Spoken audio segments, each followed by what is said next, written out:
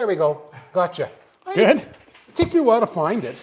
Oh, Lord. Okay, guys, here we go. Jonathan has arrived. Hey, guys, welcome back to the lighter side of RC After Dark, episode number 17. It is the second one of 2024, right? Yeah, we did one beginning of 2024, so second one of 2024. Things are going well. Make sure you can hear me, comment. Ward's going to be looking after the comments. We've got Katie showing up in a little bit. She's just out at volleyball. And we got fun stuff happening here. So we've been working on the F16. This is the one that's getting the Sweewin 400.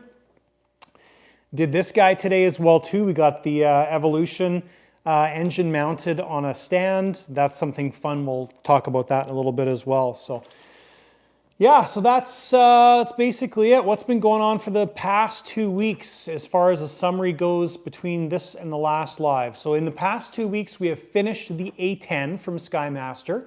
So last live video, we were looking mainly at the F14. We also looked at, excuse me, the F16 and all the planes we were unboxing at that time. But we got the A10 all done. I'm just looking at the notes there. Yeah, so the A10 is complete. It's sitting over there on its stand, and everything is happy with it. It turned out awesome. Video number 1 in the build series happened today, and thank you for watching that if you've watched it. And we've got video number 2 coming up on Monday. Now that brings up an interesting change. Actually, sorry, video number 2 on Monday's video is the next T33 video, but that brings up an interesting change. So we're changing our video schedule a little bit. I'm just trying something a bit different. We're still going to do Saturdays for our video schedule, but we're also doing Monday as well. So it's going to be Saturday, Monday for our video schedules. There's a whole theory behind it. I'm not going to go into it. It has to do with YouTube. We'll see how it works. If it works, we're going to keep that schedule. If it doesn't work, we're going to go back to Saturday, Wednesday. But anyways, so that's kind of what's been happening for the past 2 weeks. F16 has started a couple days ago. We made some fun progress on this plane. The first F16 video is probably, I can't see the schedule from here, is probably near the end of January, I think. Maybe beginning of February, we'll see. But anyways, we're making some wicked progress on the F16. We have a lot of custom things to do to this plane, and we'll talk more about that in today's episode. So we got one question from a viewer. Thank you, Doug, for emailing this in. If you guys have any questions that you think of between now and the next live, email them to me, and we'll print them and cover them. So there's a lot of people from down under saying hi. They're there. And of course, a lot of people from the States. We're up to 46 people. Nice. Hey, everybody. Thank you for tuning on. That's super cool. I know some people were asking in the UK if we could do it in the morning. We'll see. I don't know. I like the evening thing. It kind of works better, but I don't want to get out of bed early. Yeah, exactly. So anyways, Doug said, hey, John, would be interested to know more about bypasses. Are they necessary in some planes? Pros, cons. I have a 1/5 BVM F18, and like the BVM F16 you built, it has half bypass or shield. In this case, is it just a heat shield, or is there any value to the half bypass? So we'll summarize that first bit there. Are they necessary in some planes? Yes. Some planes are designed to have them in the system. BVMs are very commonly designed to have them in the system, and more so the older BVM kits. So the T33 that I'm putting together now, the Super Bandit, they are designed, like the turbine mounts actually, they're not horizontal, they're angled, right? So that's all built into the bypass system. So in that case, you can do it without that, but the plane is better designed for that system. In something like the Super Bandit, that's part of what gives that plane its speed, is the full bypass system. The Ultimatum U2 that we have up there, insanely fast plane, no bypass in it. So the intakes, comes in the intakes, and the air is very disturbed in there before it gets to the turbine. That plane would be way faster if it had a full bypass system. So it does help. Also helps in some cases, like you've already brought up here, like the F16, F18s, what it really does in the F16's case is it keeps the FOD or grass and stuff out of the engine. Also acts as a heat shield. So, but because you've got the gear opening sitting right underneath where the turbines are generally mounted, F18s depends on how it's oriented. But if you're flying off grass and those gear doors are open, your turbine is sucking up a crazy amount of stuff. So that's part of the reason to run the half bypass or the half shield on something like the F16. So that was the first part of his question. Another question that he had was related to fuel. What are the pros and cons to diesel, Caro, and Jet A? He said, I use diesel because it's easy to get and supposed to make more power. People say it stinks and it's dirty. What about algae and static electricity? So it will not make more power because your turbine only maxes out at a certain RPM. So if you take the Sweewind 400 that's going in this plane, its max RPM is 97,000 RPM, something like that. 98,000 RPM. Whether you achieve that RPM on diesel or Jet A or Caro, doesn't matter. The turbine's only going to produce a certain thrust at 98,000 RPM.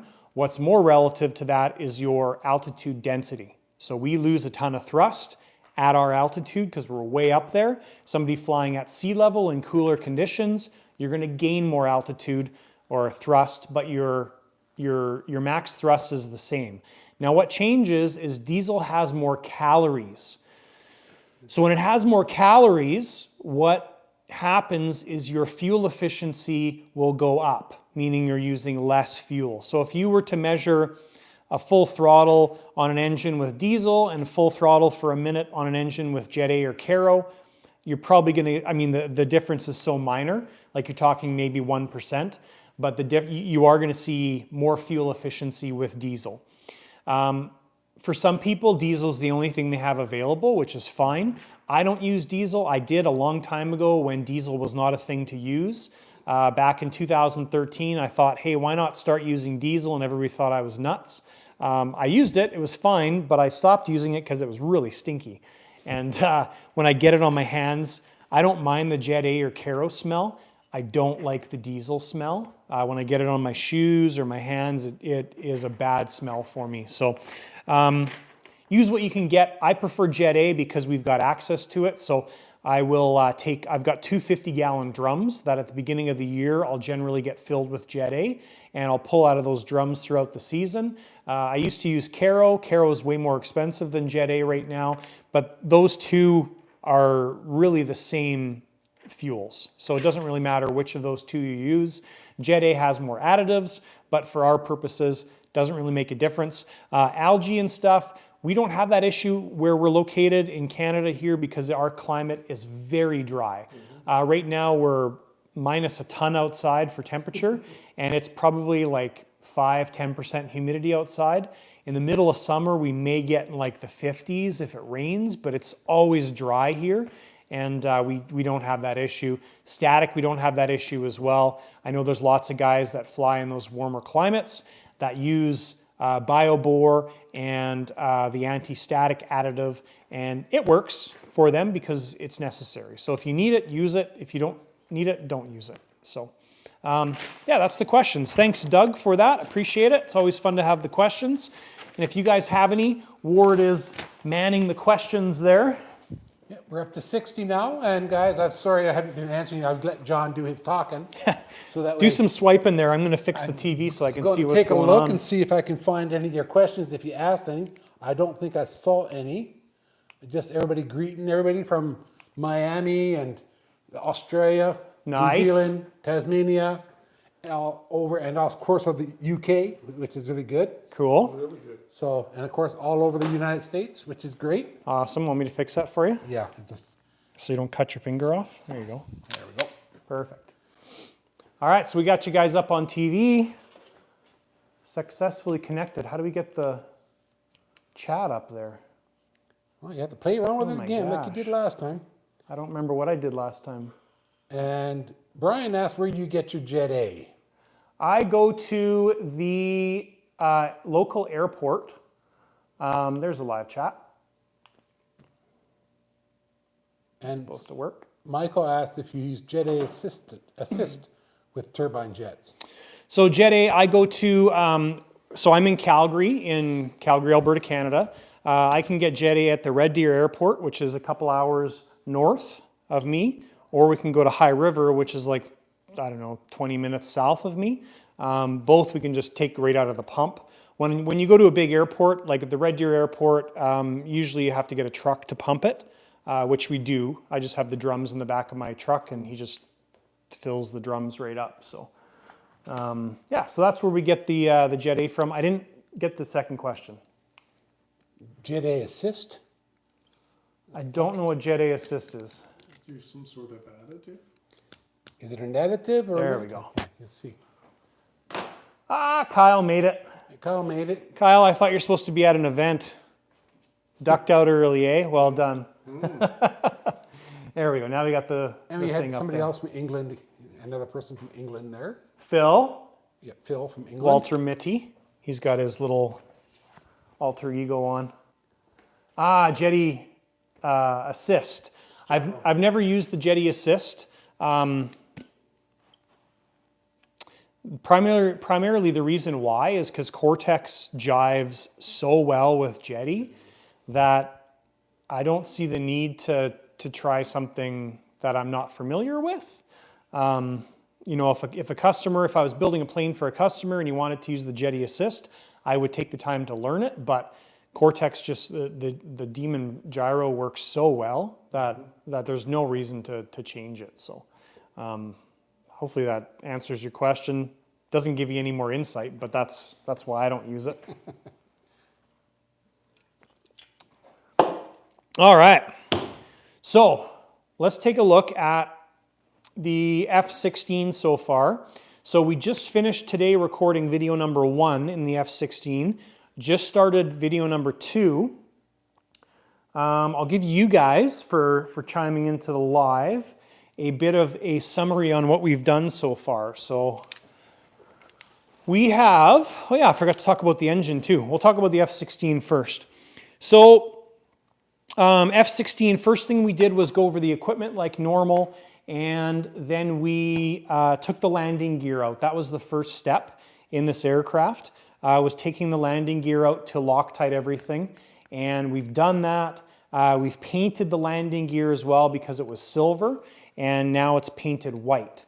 So we just kind of, before the live started, we just started putting the gear back together. Reinforce the intake ducts here. So the intake ducts on the F16 are quite flexible. So even if you're putting a 300 engine in this plane, I would suggest doing that.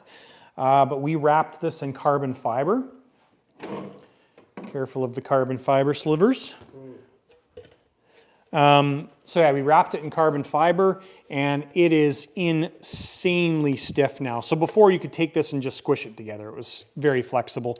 This is like, it's only one layer of, I think, 6-ounce carbon cloth, and it's insanely stiff. So we did one wrap over the entire intake extension, and then this part here, which is going to be close to the turbine, this is probably going to get cut back a certain amount, but I did an extra 2 wraps around this area, and I don't know where we're going to end up cutting it, but that's what we did. And then we put some on the intake side. That's mounted in the fuselage. So that is pretty much what we've done in the fuselage end of things. The other thing we did was we were thinking about doing the Skymaster smoke tank, which mounts in this area right there. The problem with that is the Skymaster smoke tank, it's about a month to get one, and that does not jive with my schedule because this plane will be done well before a month is up. So we're going to do our own tanks. So what I did was I came up with my basic shape and 3D printed it. So I came up with my basic shape, drew this up in Tinkercad, printed this piece to confirm that it fits, and they actually go right in this location right here. So right beside the turbine on either side, right over the CG. So what I did was I sent this to Joe. I sent the file to Joe at RC Custom 3D Printing. Joe took this file, which is very squared off, and Joe made it all rounded, and he's actually going to manufacture the tanks for this plane as well too. So if you do have a Skymaster 1/5 scale aircraft and you want a better smoke tank setup, contact Joe at RC Custom 3D Printing. He's going to do molds for it, so he'll be able to pull more tanks if... I haven't checked with him, but hopefully he's okay with this. So anyways, I forgot to ask you, Joe, if you're on here, hopefully you're okay with that. Yeah. I can't see the comment, but... Just showing some business. Yeah, Nick said with the 400 sucking, oh, come on. It's going to need some excellent reinforcement. Yeah. Yeah, reinforcement Get sucked in and out. inside out, yeah. Yeah. Yeah, so that's what we've done in the fuselage end of things. We also did some tank stuff, so we'll go back over here. So we got, we're just starting to put the front gear back together, and we got our bung fittings installed in the tanks and our vent fittings. So that's all done. The tank system on this aircraft, I think it holds like 8 liters, so it actually holds a ton of fuel. But we'll measure that when we do our final fill up and run ups and stuff. But that is our tank system. And oh, the other thing we did with the 400, I'll touch on this as well too. This is all the stuff I'm telling you guys right now is the stuff we're covering in video number 1.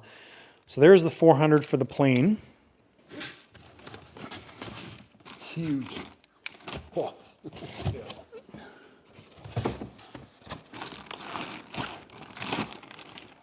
And welcome to Honduras. Honduras, Yeah. Crazy. And Super we're up cool. to 71 visitors today. Nice. Honduras is the guy who flies that Rebel Max. Real good I guy. think so. Yep. Oh, here we go. This is what I'm looking for. When, So- ECU. This is the black box that runs the Swewin 400 Pro.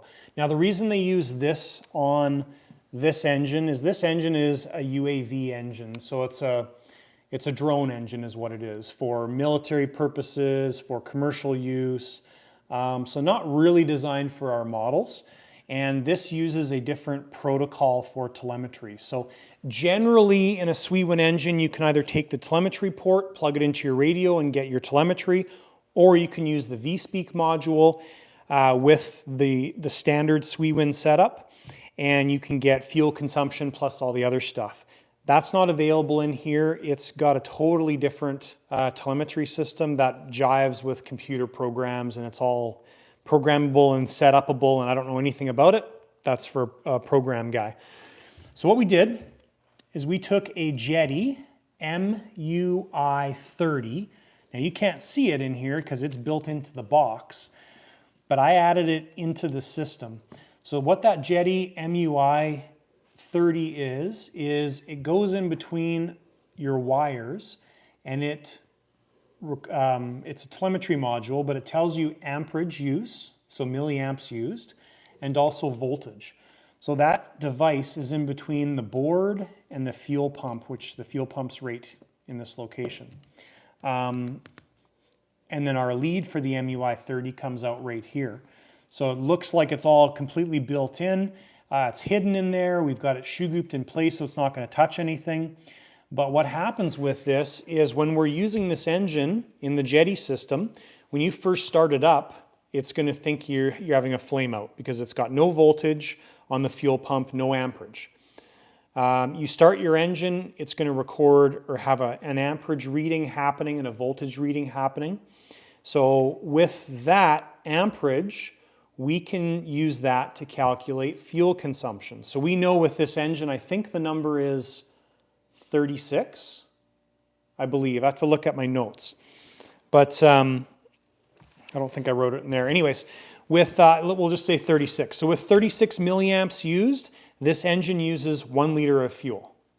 So that's the usage on this engine. So if you're flying and you've used 18, is that the right number? 18. If you've used 18 milliamps, you've used 500 milliliters of fuel, half a liter.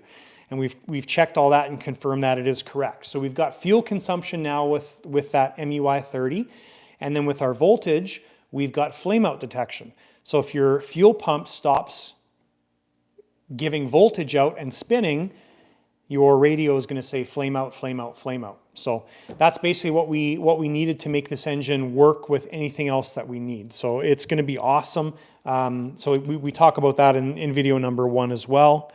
And yeah, that's the stuff where we're at right now. Any other questions, Ward? No, Nick, that wasn't my hand. That was Russell's hand that compared the size of the engine. I'm too busy shaking the camera. Yeah, too much coffee. Yeah. You haven't had coffee. All right, and then the last thing, today we've been working on this Evolution engine. So this is an Evolution 7-cylinder radial 77cc. So I think it's called the 777. Yes, the Evolution 777. Now this is a glow engine, and we are converting this to gas. So this engine is going in a Hangar 9 Corsair, and I don't think we're going to do a build series on that, but we've had this sitting in the shop now for about a year, and it's time to get this thing working for this coming spring. So we've done most of the conversion today, put spark plugs in, the standoffs, and all the new carb and all that stuff. We have to figure out the timing. There will be a video just on this engine. And the gas conversion. So that's kind of a fun little side project that we've been working on. And that's going to fit way better in the Corsair, because the last Corsair we did was 3.5, 4 years ago when the channel first started. That had a Sato 57cc in it. And we had to add something like 4 pounds of lead in the nose. Like they include a box that you mount on the firewall. We had that box full of lead shot. Full, like right full. Poured epoxy in there to lock it all in place. Added weights around the cowling, the perimeter of the cowling. And it was still probably tail heavy. So this is going to be very helpful because the engine is a lot heavier. The ignition for this engine is way heavier too, because it's just a huge metal box. So all of that is going to make that plane better. We're probably still going to have to add nose weight because this isn't 4 or 5 pounds heavier, but yeah, so it's going to be fun. It's going to be a fun project. So. Nick says it would sound really mean. Yeah, I watched some videos today because I haven't done any research on this engine. I watched some videos today from the guys that make the kit CH ignitions, and it sounds really good. So this thing converted to gas, and the throttle response is so fast, but it sounds really good. We got a Vario prop for this as well, so that's going to work great with the Corsair, a 3-bladed prop. Yeah, it's going to be fun. I think it's going to be a cool plane. So, yeah, that's it. We're caught up. Yeah, we are caught up. The questions. Perfect. If you guys have any other questions, make sure you ask. Keith asked what size of prop for that radio. For the radio, so it's, I'll show you guys.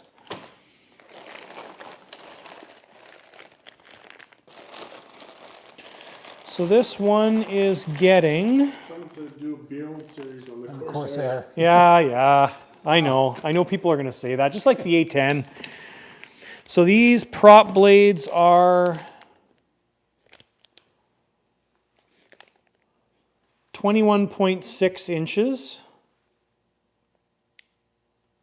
Yeah, 21.6 inches, max RPM, 7,200 RPM. Yeah. And they're labeled as 25F. I don't know a ton about the Vario prop system, but the actual purple label in here is 21.6 inches. HS is the designation. So, and then the hub itself is just the 3-bladed hub.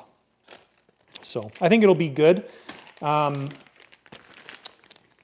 The original one we did, I think we had a scale prop. Is the scale a 4-blade or 3-blade? I think it's 4-blade, isn't it? Yeah, 4.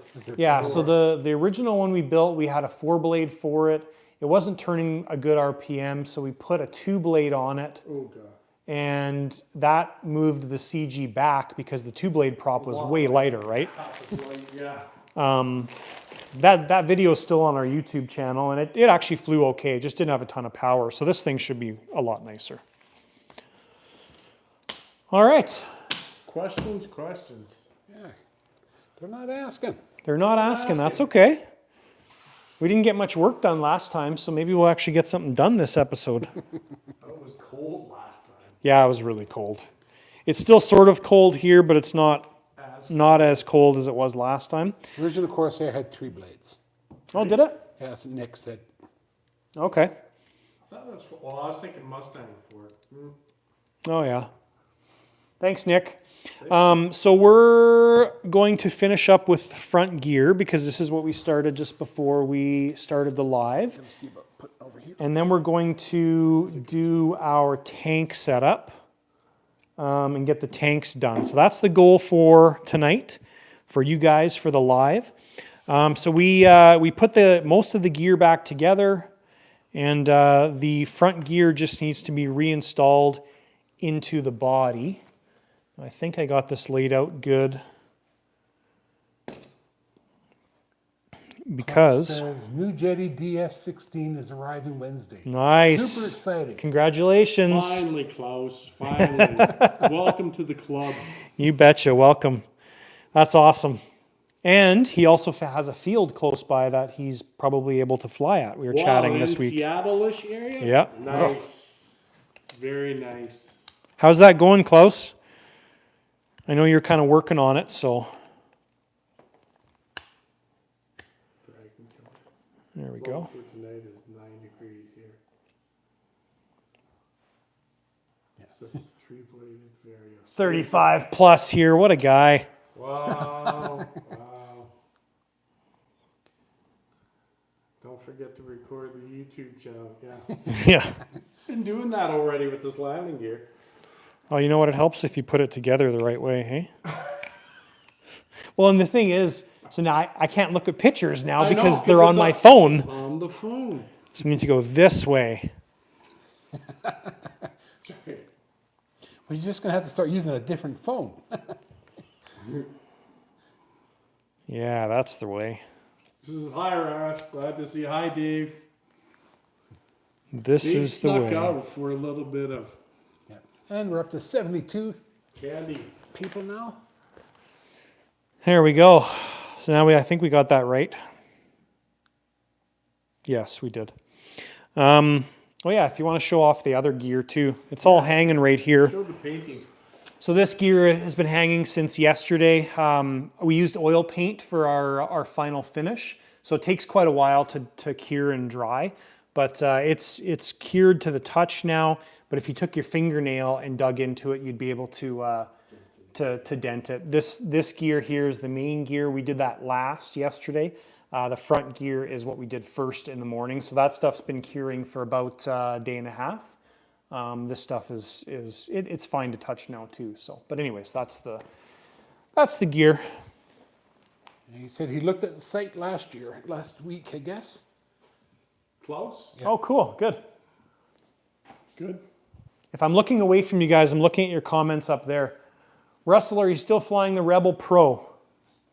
Still Negative. working on it, aren't you? Negatory on the cost of that machine there. On the Pro, she's in a better place now. It was a very dramatic ending to it. Yes, it was. Brian asked if it's spray paint on the gear. Yes, just good old spray paint, rattle cans, using an etching primer Behind first. you, I think. Huh? Right behind you? What? There. No, that's not what I used. Used an etching primer first.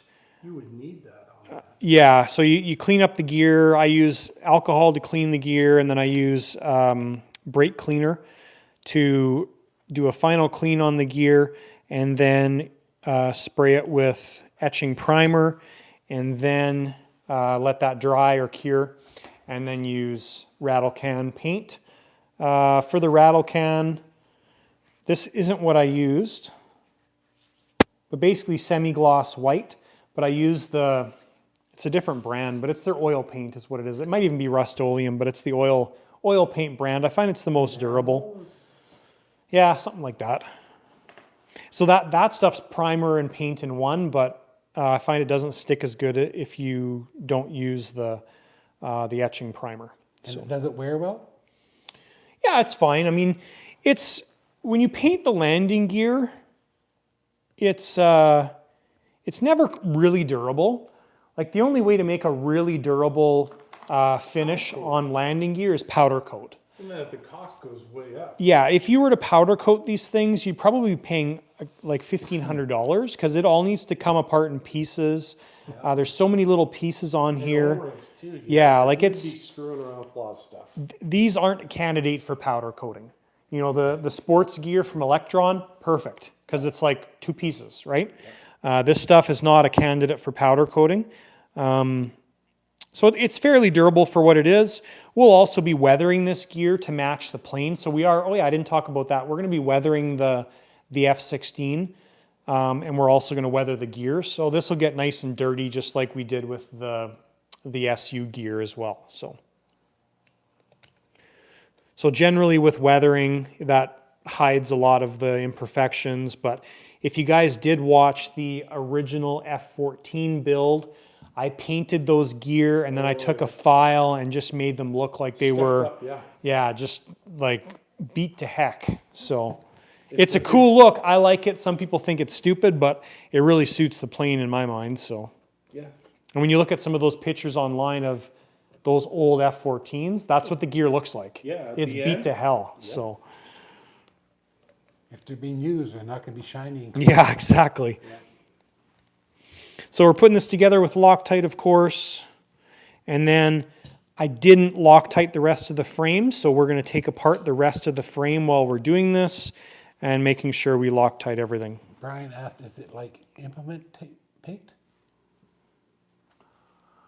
What did he say? He wants to know, is it like implement tape? Tape or paint? Paint. Yeah. Oh, I'll show you what it is. I'll grab it. Howdy, You mean Coco. like farmer type. Yeah, probably. I'm not sure. Or industrial like paint, yes. And we got a greeting from LA. Hello. Coco. There it is. Coco's on, eh, Coco? So this is the primer that we use. So a Rust-Oleum self-etching primer. Works really well. And then what we used on this gear is semi-gloss white trim clad. Yeah, it's an acrylic, yeah. So this is oil-based. Okay. So there's also a cool antique color. It's actually the primer finish. They make all sorts of nice So stuff. on the, what did I use this one for? I think I used this one on the Hawk, maybe. It might have been the F14. This color is awesome. So it's that kind of yellowed out white. It's not quite as yellow as the cap shows, but this is really cool for Eggshell painting color. landing gear. Yeah, it's really neat. So I like using this as well. I was really close to doing it on the F16, but all the pictures I found online, they were all bright white gear, so that's why I didn't use that. Coco says he sees that the landing gear panels are carbon, upgraded from V1. You betcha. Constant Skymaster upgrades. Yeah. And Brian says trim clad is a very good paint for sure. Yeah, it works fine. I don't have a problem with it. You do have to, I find, and I cover this in video number 1, but I do heat everything up. So I heat my can up. I'm not suggesting you heat your paint cans up. That's probably the worst thing you can do because if you blow a can up, it's not my fault. But I heat my cans up with my heat gun, and They do the hot water trick. they get quite hot. So when you use your heat gun, you have to like heat the can up, shake it, heat it up, shake it, heat it up, shake it, because the material inside is still cool. Yeah, it settles too, yeah. So that's what I use, and then I also heat up all the parts I'm spraying as well. Makes So sense too. I'll take the rim, for example, I'll heat it up so it's almost hot to touch, and then put my first coat of paint on it. And it just lays down beautifully, works really good. Michael wants to know some good jet events to attend for those that are new to the turbine jets. Depends on where you are. Yeah, depends on where you are and how far you want to travel. Yep. There's a lot of good ones. There's a lot of big ones, but you have to travel. Yeah, so close to us, there's quite a few events throughout the year close to us. But like, if you're wanting to go, if you're in the US, I mean, there's so many events in the US. Montana Jets in June is where we're going, Yes. where most of our maidens are going to happen for all the stuff we're building this year. We'll be at Tucson, middle of March, Tucson Jets. But there's lots of events. If you go on the AMA website, if you're located in the US, you will find the list of events there. And if you're located in Canada, if you go on the MAC website, right now there's not going to be a lot of events listed on there, but springtime it's usually fairly well populated. And I don't even think Princeton was trying to get back on, but they had to get permission by the government because they flew out of that airport in Princeton. Well, we had permission last year. Okay. We were one of the few that actually did, so. Cool. We're up to 81 listeners. Cool. Nice. Yeah, Kendrick, he's asking about my Pro. Yeah, it's gone, but it's just like I have another Pro, just like what David's is up on the rack up there. It's a 2-meter classic. And Similar somebody speed. wants to get a close-up of your work. Who? Close up, yeah. Brian. Ward's slacking. He doesn't want to hold the camera. He actually doesn't want to make you guys sick. Just Yeah, wanna you do know. the jittery. Have it shaking all over the Here, place. I'll try and hold it if you don't want to do it. No, I'm good. I'm got it here.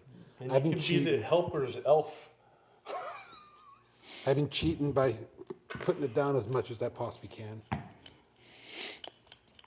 So just going through everything. The main gear on this F16 is the most amount of work because if you want to go do a shot on the main gear, so just inside that top hatch, the main gear, you can pull the gear out. So the gear is out right now, but you've got all the structure built into the aircraft.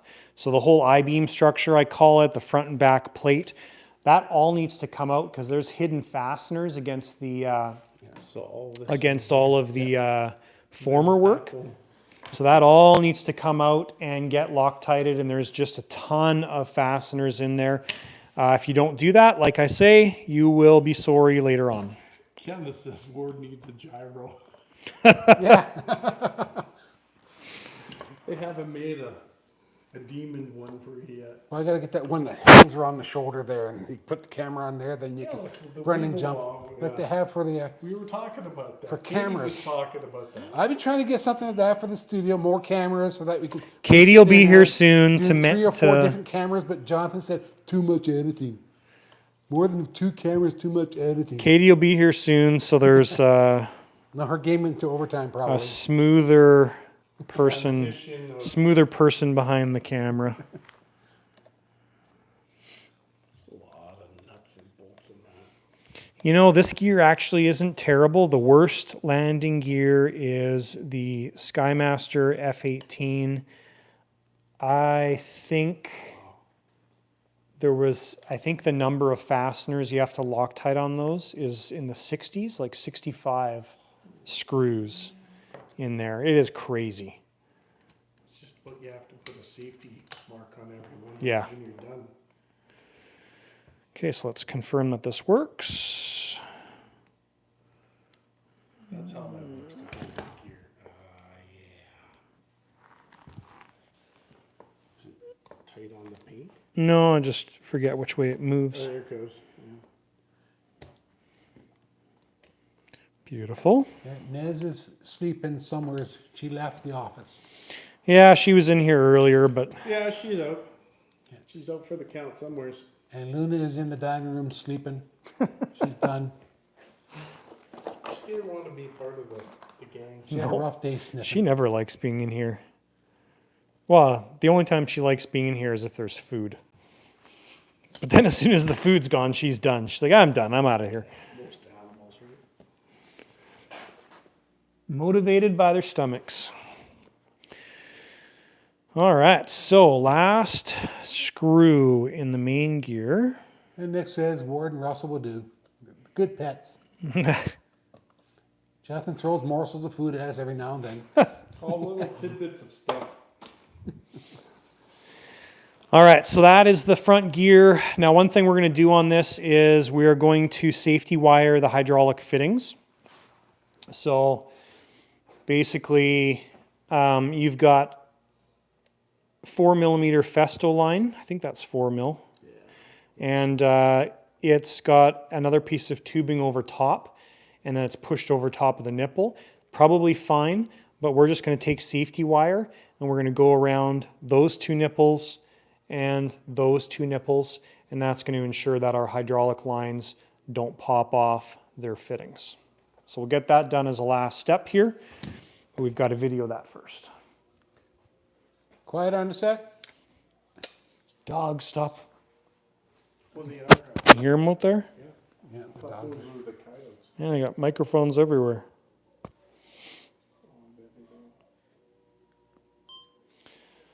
All right, so we got our front landing gear back installed, and everything is good the way it's supposed to be.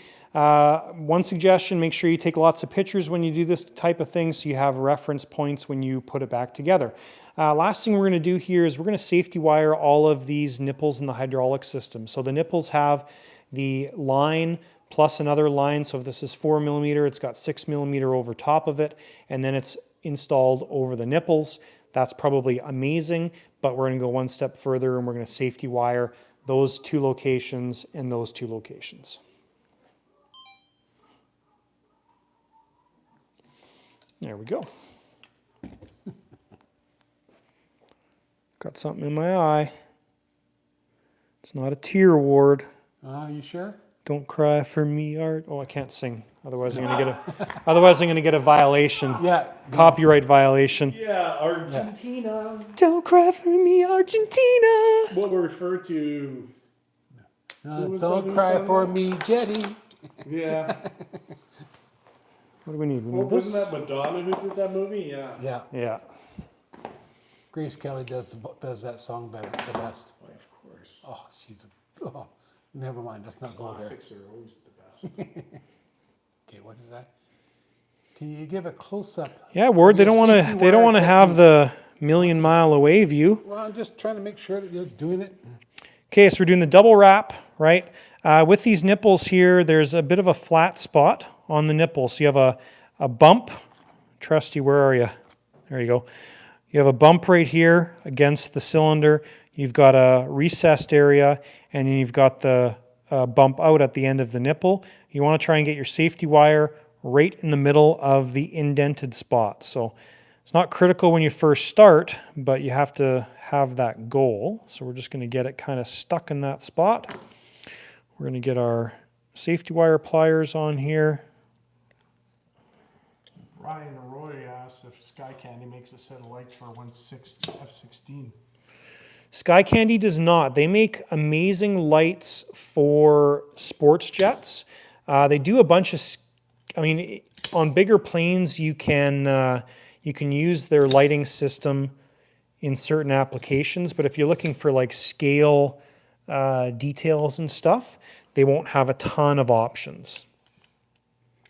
And you're going to have to show how to do that without that tool. Sure. For the person that doesn't have that fancy tool. I only got this from my friend David like not too long ago, like last summer. I've never used these before, and in certain situations I actually don't like them. You can buy these at Princess Auto for I bought a pair for $35. Yeah. They're good for how infrequent they use. They do make a nicer twist, so if you look right here, the twist is really, really nice and accurate. Now I'll show you what it looks like when I use my typical method. We'll do the other side with my normal way of doing it. And the reason why you bend it over like that so it doesn't snag on anything. You got it. And it's also his technique to know if it's his way or somebody else's thing. It's true. But if you tell too many people, then they'll copy me. Don't listen to that. Yeah, but is it to the left or the right? It's always away from away from the tube. There you go, guys. He's giving you a secret. So Yep. if you're trying to sneak in there, do it his way, then he'll take the blame. Secret sauce. Surgeon General here. Okay, so we do exactly the same thing, double wrap around, Grab it with our forceps, whatever those are called, Hemostats. hemostats. Somebody asked recommendations for Wow. light That's good. F16. So there you go.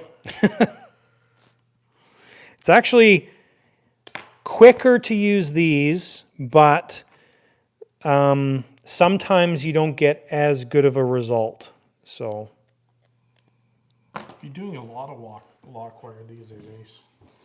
yeah, if you're doing tight areas, I have to use these because you can get into areas that you absolutely cannot get these guys. But for wide open stuff like this, the lock pliers are very nice. Yeah, well, like even when you're on the fuel nipples and stuff like that inside, Yeah. you might be able to, but a lot of time you can't. Okay, Brian asked if you have any recommendations for F16 1/6 scale. For Oh, Coco, lighting. I would do the Unilite setup. That's right. That's the other company. Yeah. Okay. So if you do Unilite setup, that's really the way to go for most scale applications. Like the A10, that's what we installed in the A10. And they've got packages already done up for most aircraft. And it's not, I think I've got, so let's go take a look at the A10 here, Ward.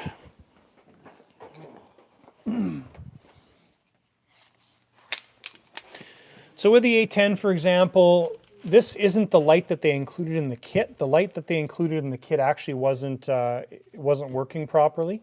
So we switched this out with one I had in stock, but you do have to be a little bit creative with stuff because it's not just going to fit on the aircraft. So you have to be creative with the installation. Sometimes you're modifying things a little bit, but the reflectors are nice. They're very bright. The controllers are well thought out. But that is an example of one of their strobes. I think that's a white strobe on top there. Yeah. So that's what I would suggest if you're looking for an aftermarket setup for your F16. I would suggest the Unilite setup. There's lots of dealers. I can order them for you. I'm a dealer. I don't stock a ton of it. I stock kind of miscellaneous parts. You can order directly from Unilite over in Austria. You can order from DreamWorks as well too, down in Florida. And DreamWorks is probably the biggest dealer of Unilite products aside from Unilite themselves. Somebody made a very good suggestion up top. You want to read that on the twist. Huh? When you do your twist and curl, I use a short piece of airline over the twist to help minimize the possibility of snagging. Oh yeah, that's cool. So you bend it over and then put the airline over top. That's a good idea. I like it. Especially in those hidden areas. If you're doing this underneath boards and stuff, that would be a really good way to do it. Brian said he'll get in touch. Perfect.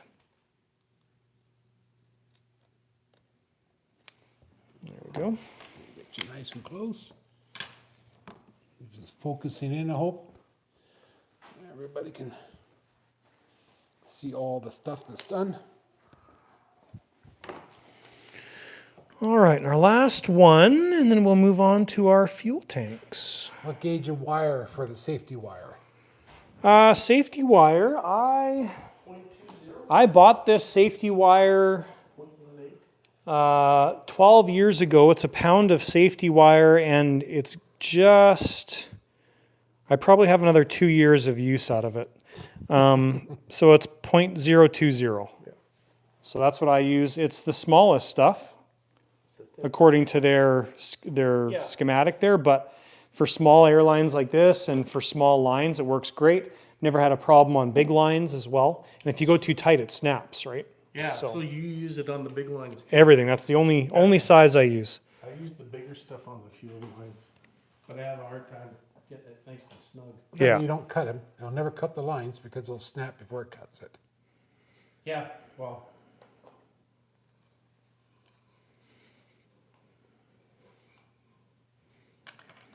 All right, so this one's a bit of a pain because of location.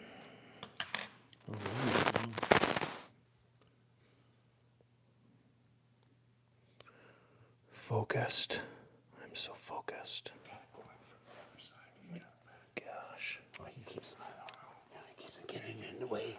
Oh, geez. There we go. At Boeing, we didn't do more than 10 twists per linear inch to maximize strength and to minimize a chance of the wire snapping. We also use a larger gauge.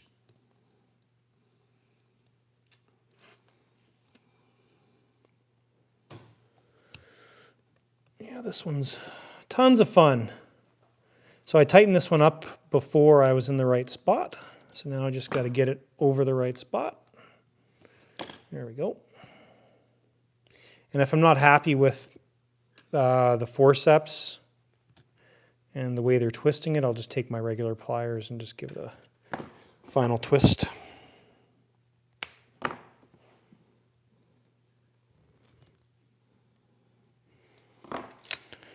Here we go.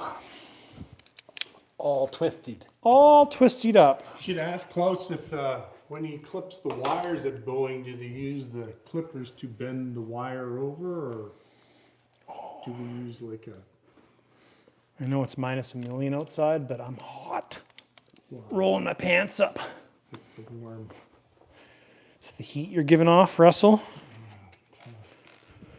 Cost. It doesn't include the door. Sorry, mate. Just Holy Lord, you shaky McShakyson. yeah, what's going on? You haven't had any coffee? No, it's the table this time. I'm resting on the table. We're not having an earthquake right now. It's just Ward behind the camera. Russell's also banging the table. You're banging the table. Oh, I was just trying to move stuff. Okay, so we are done with our front landing gear. It's basically ready to reinstall except hooking some air lines up. We're going to move on to tanks and getting our tank plumbing done. So this is the front tank. This tank here is going to be pulling to the UAT. So if we go in reverse, when we fill the UAT up, it's going to go into this tank first. It's going to fill this tank up. It's going to split, go into the saddle tanks, one on both sides. Saddle tank's going to fill up and exit out the fuselage. So that just gives you an idea of our fuel path and everything. So this tank, front tank setup is probably really never going to be empty. Your question is answered, Russell. So if you look at this design of this tank, Hey, can't comment on that. Yeah, I got you. if you look at the design of this tank, when you have that bung in there, it's really not going to the extremes very well. But this tank is going to be, it's probably like 2.5 liters, something like that. It's probably never going to be more than half empty, I would guess. Thanks, Klaus. So we're using our DreamWorks high flow setup here. We're going to use our DreamWorks bung. I don't know why you put the lock wire away. And Warming that up works too. oh, it's too much work. And the Virulus and clunk line. So this stuff comes in clear or black. So this stuff just happens to be clear. And it's not going to be a very long tank run here. It's going to be something like that. So this is my scientific way of doing this. So we're going to go right And then add 10%. there. So when you're cutting your lines, in this case it doesn't really matter because it's not going into a push-on fitting, but you should use nice, clean, square cut cable or tubing cutters. If you go on an angle, you mess it up. You have to do it again. And then we'll install this guy. So before we safety wire this, I'm going to put this in the tank and just confirm that we're happy with everything. So this isn't the final installation, it's just a step in the right direction.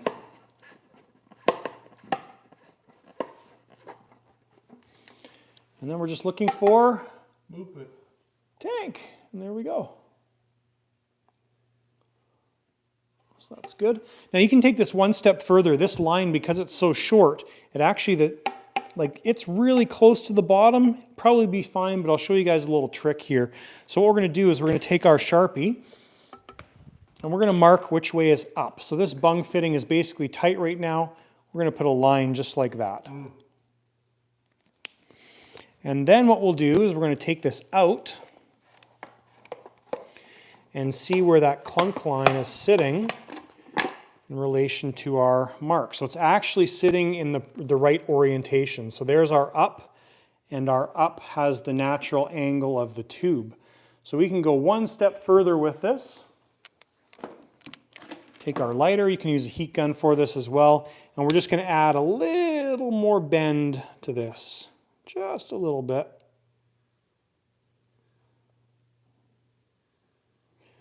Don't have to go too much. There you go. Just enough to There we go. soften it. Yeah, just enough to soften it. This tube is really thick, this Virilison high flow stuff. So we're going to go a little more. A heat gun's probably better for this because it's going to be more heat. But we're here, so we use the lighter. There we go. So now it's enough that it started moving. Make sure we orient to that properly. So the reason I showed you that is because if you're put your bung fitting in and your tank line wants to sit like this, you can heat that up and get it moving the other direction so it lines up with your black mark that you did there. So that's perfect. So what we'll do now is we will safety wire that. And we're going to use our pliers because everything is wide open.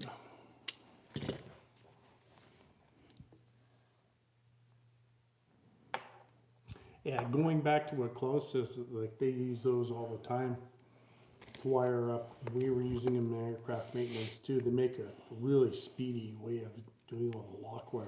Well, and I think you're doing bolts and stuff, right? You're doing bolts and you're doing one bolt into another bolt into another, Yeah. like multitude, like 3 bolts together. It's like when we did fuel cells, you'd have to lock tight or lock wire it all down. Anything under really vibration, anything on the engine, really. How does this one compare to the BVM clunk tubing? Similar. The BVM clunk tubing is very different. So I actually have a piece, I'll grab it and show you guys. So when I do my fold, if you watch my videos, you know this, but if I do my fold, I always fold it away from the tube.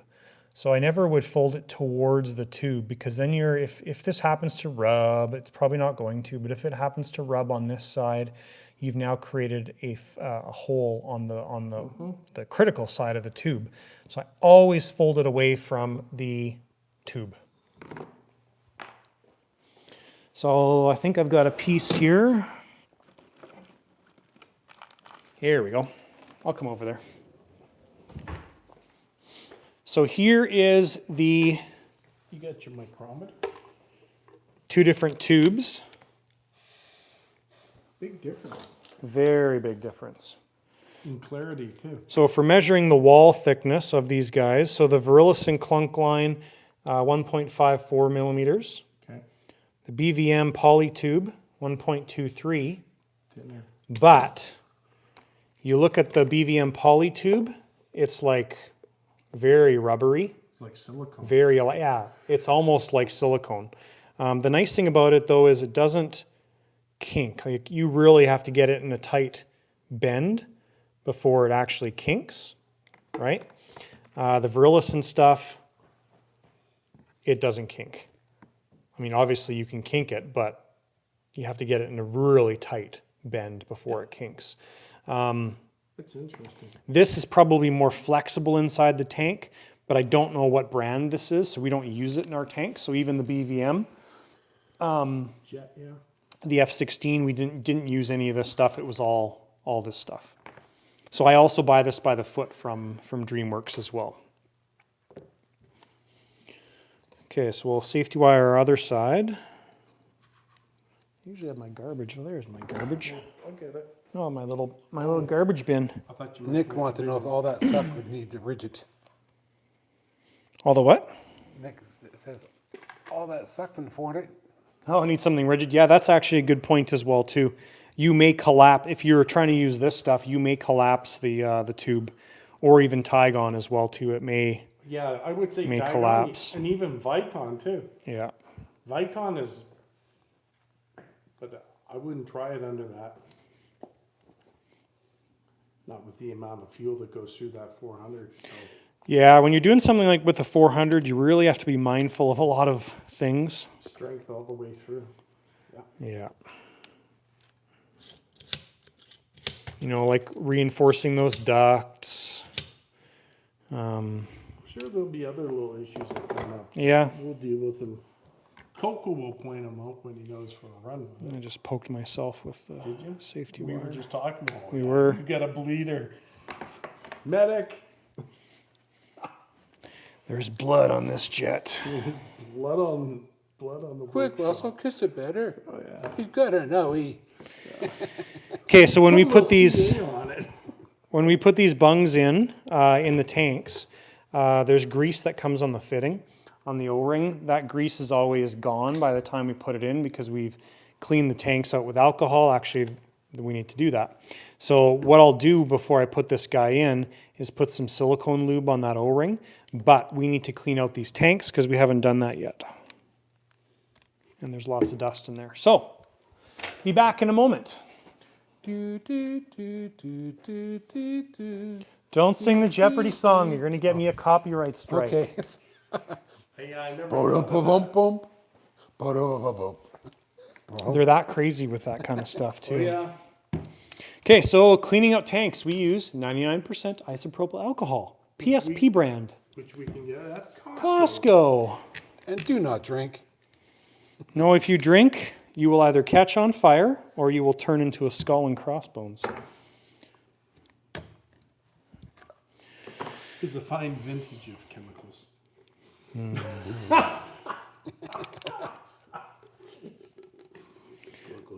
So we pour some in the tank, and then we shake it up, we dump it out, and then we pour some more in the tank, we shake it up and dump it out. It's as close as we get to Breaking Bad mixing chemicals. Shake, shake, We shake. take the little fasteners out. Set it there. Put the alcohol in and you take the alcohol We out. don't lose them. Just use super glue on cuts. I will. Yeah. This one's still bleeding. Oh yeah, it'll sting with that alcohol. Just mind the kicker, because if you spray kicker on it, it gets real hot real quick. Really quick. You want to just dump it in? Yeah. And then with the rubbing alcohol, you can just dump it in the garbage. And if you burn your garbage like we do, it makes it Cool. burn better. Adds a nice blue flame. It evaporates too, so you could dump it anywhere. If there's any left over, that will evaporate by the time this whole system gets in. Exactly. That little bit of milliamps or milliliters is not going to make any difference. And that is why when we do our first fill up, we're always filling the tanks full. Right? So we're going to fill up the tanks 100% full, number one, to check tank volume. Number two, to dilute anything that's in the tanks. So we've done that once.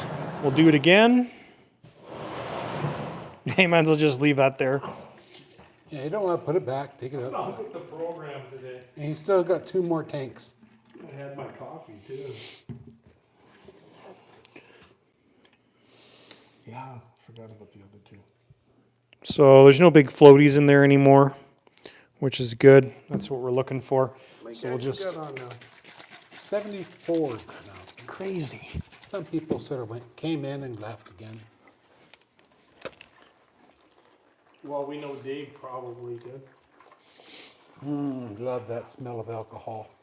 I'm so glad Klaus has got his jetty now. Now he can help out his dad with this program. And then he can convert Patrick over from the dark side.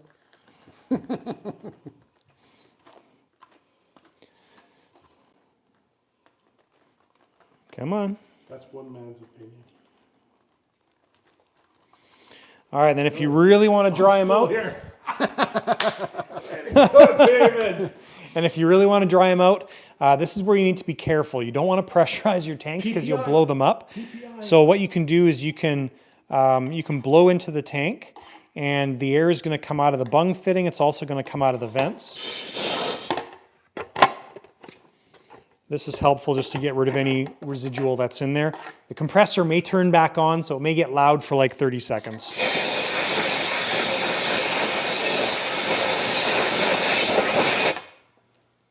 Nice. And Klaus says you won't get Patrick to churn. That's what they all say. That's, That's what I said too. yeah, that only took, with the help of Dave building with Jetty and also bad things happening with JR, We it got didn't take much to push you over the edge. blood everywhere. That's okay, you're leaving a little DNA for Coco. Get that cleaned up. Put a little CA on that guy. Yeah. How's the stinging? Shop Oh, surgery it's fine. happening now. Nah, you won't get him to turn. That's too bad, Klaus. Not a lot of people are going to go, ew. Why's that? I don't know, because you're putting glue on your cut. It all comes with a. Heck, we used to have cuts so bad you put it under and you could actually see the blood pulsate underneath. Yeah.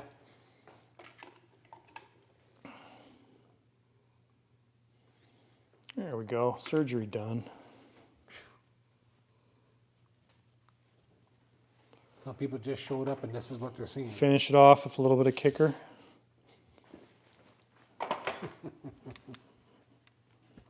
Yeah. There we go. All fixed. Okay, so that tank is done. So we'll put this aside for now. So now what we'll do is we'll install our bung, and we are going to pressurize the tank and check for leaks. So what we do there is we just let it sit for a few hours, overnight, whatever you have time for. But we're going to put some silicone lube on our O-ring to help it seal. And then we get this installed.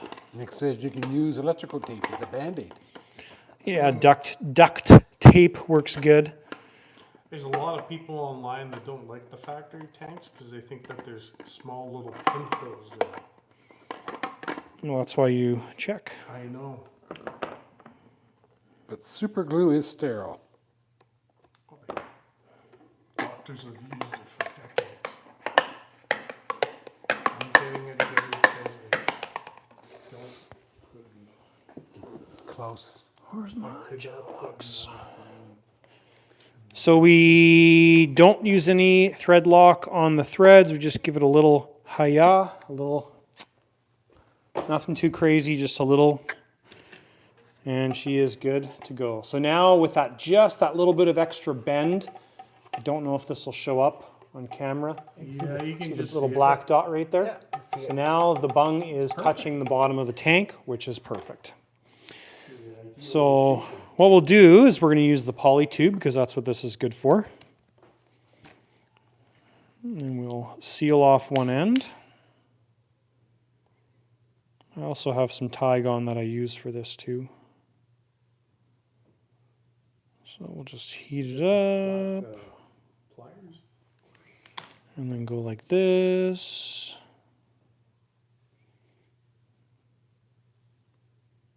Cauterizing. Cauterize the wound. Oh, this tubing does not like that. Doesn't like the heat. Not really. Doesn't like to be cut either. So we'll use this one on the fitting to squish it and pinch it off. And we'll use this Tygon. tubing. Yeah, everybody's got little chunks of Tygon everywhere. There was one right there. Yeah, it needs to be the big stuff. Ah.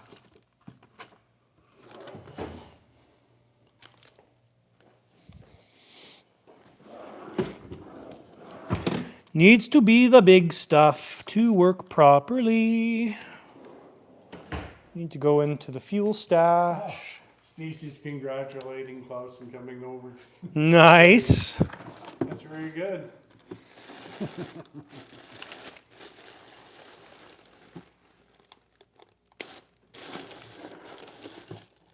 It's a move that he will never regret, Nope.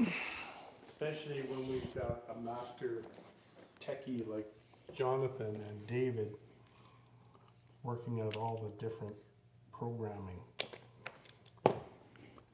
And changing a lot of things too. Learning. Always seem to be Yeah, it's learning. been an evolution for quite some time now. I mean, there's times where we'll be bouncing ideas off each other, how to make things better, and it's pretty cool. Yeah. Jetty It's the is small around stuff. 3,000 in New Zealand. Yeah. It's not bad.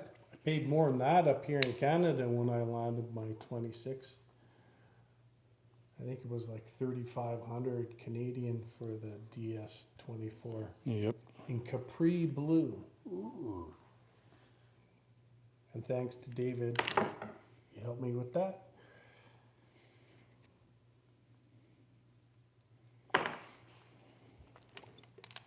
Yeah, it's his birthday is in January. It was made in January. Nice. So these guys, I don't go too crazy and stick them on too far because then it's just a pain to get them off. It's just to make a nice seal on the tank so we can pressurize it. Milwaukee should definitely sponsor you for all the pack out users. Yeah. Well, I do love this stuff. It works plus, really well. I'll get to teach my dad on how to use it. Haha. Okay, so that is that. Now we will pressurize the tank. So if you guys are fans of the channel, you're probably watching the live, so this is not going to be new for you. But when we pressurize the tank, you do not use a compressor, you just use your mouth.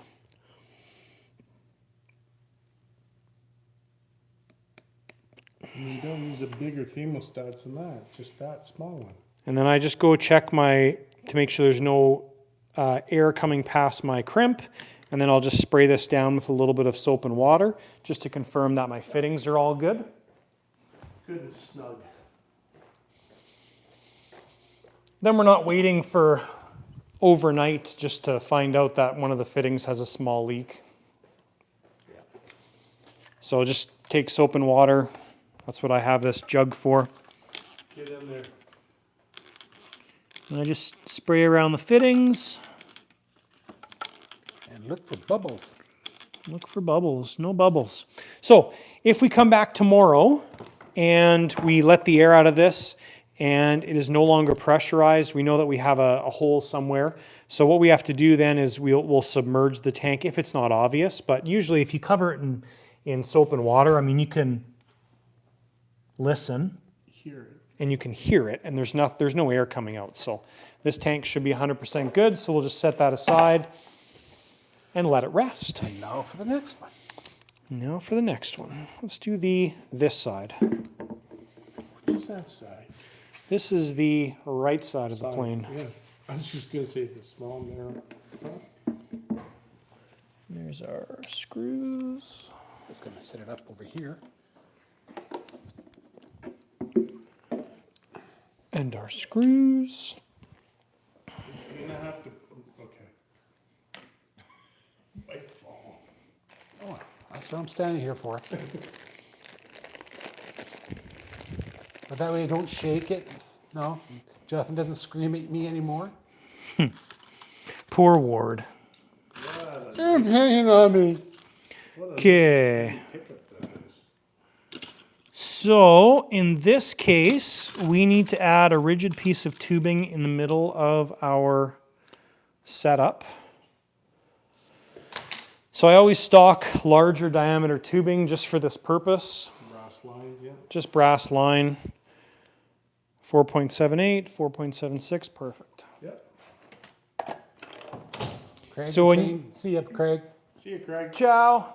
So when you have a long tank like this, you don't want to have just your line itself, because because what can happen is that line can get folded back on itself.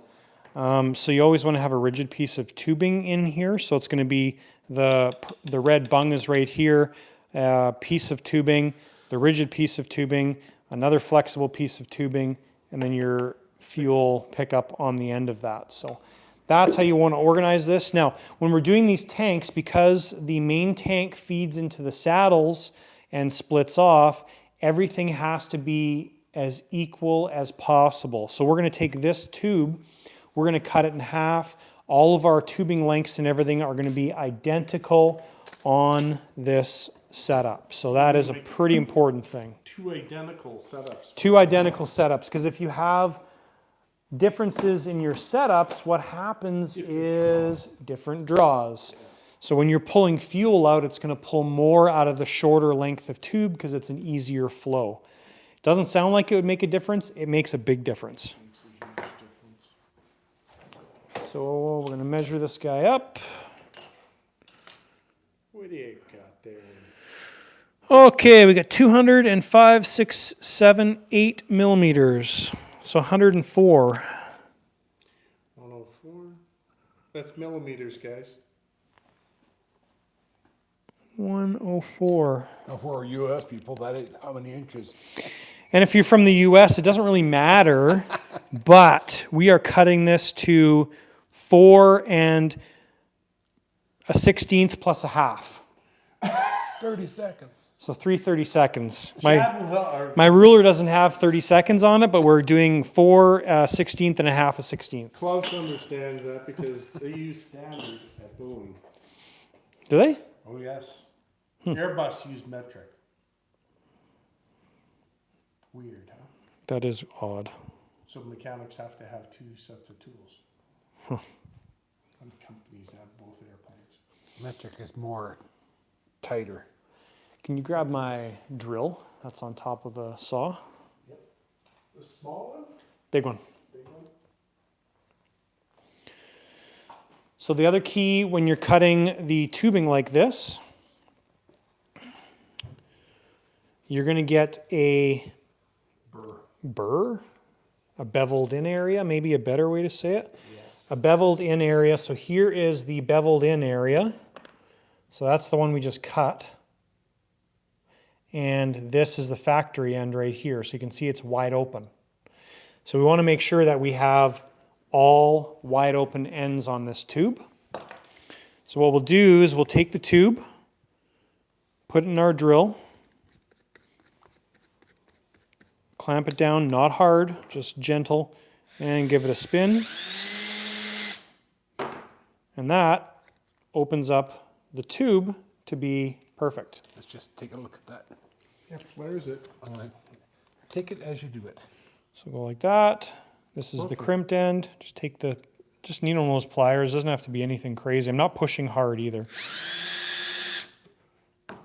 That's nice. It makes it just beautiful. So there, it's wide open, just like the factory end. And we'll do the other side of this one. It's good like a taper. Yeah. So again, that's if you had one with a factory end, a crimp, the other one had two crimps, you're going to get different flow rates on those pipes. There we go. Awesome.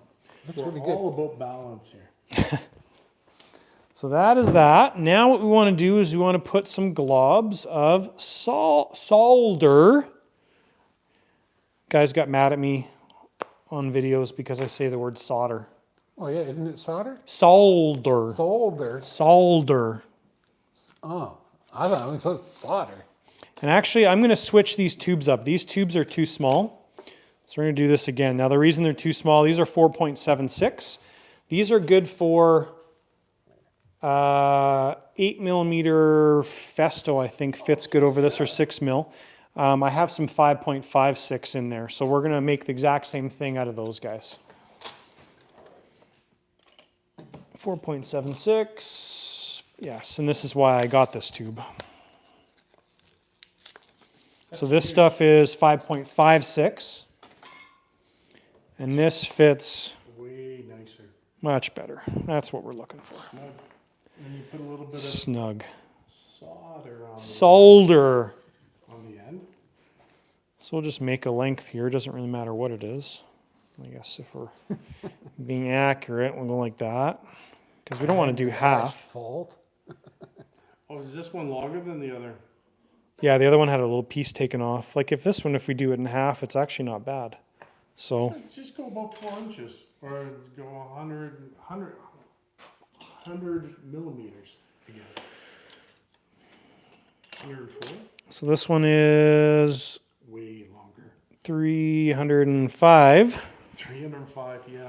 Yeah, we'll do 100 millimeters. Because you can make it up with that tubing. So we'll go 100.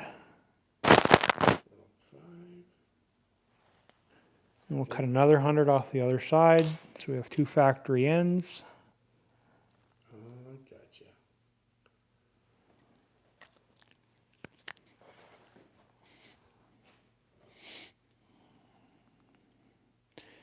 And I'll show you another trick with the drill.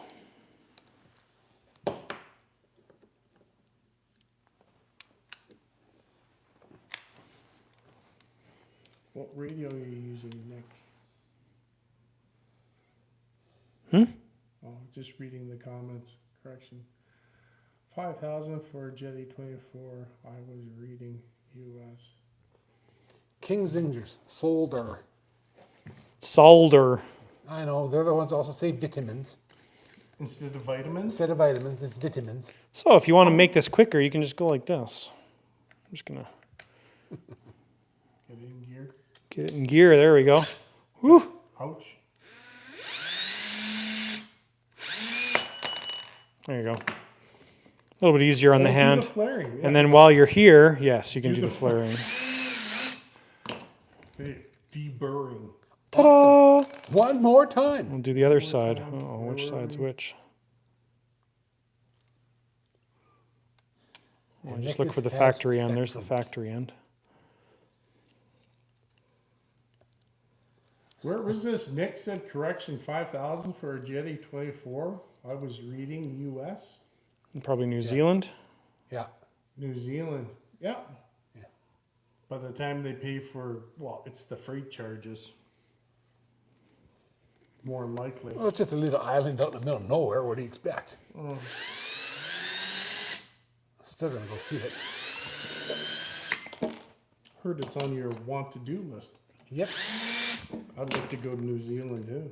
I was corrected. It's 10 months before I retire now.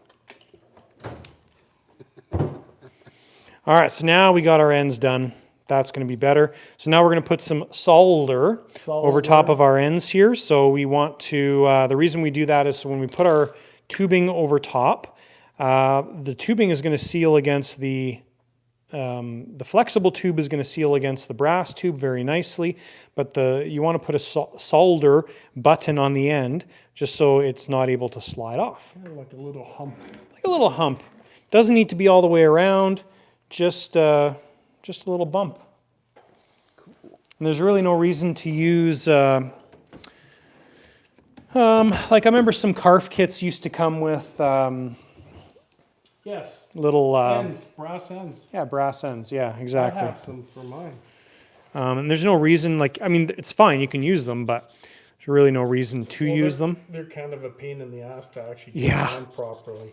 I think your method of just putting a little bit of solder on the end is much more efficient. So we're just going to roughen this up with sandpaper to give the solder somewhere to stick. Solder. I'll be staying there for a while, Nick, not just a couple weeks. Yeah, I think it's, I'm gonna go there and do the entire trip around the country and however long it takes me. find a couple pieces of gold. Now, I'm just gotta find myself a little RV van to live in. There you go. All right, we got our Toss down. torch, our that. We need some solder. Solder. Victor at RC is here. Victor, how are you? I've been using the L39 radio setup. Ooh.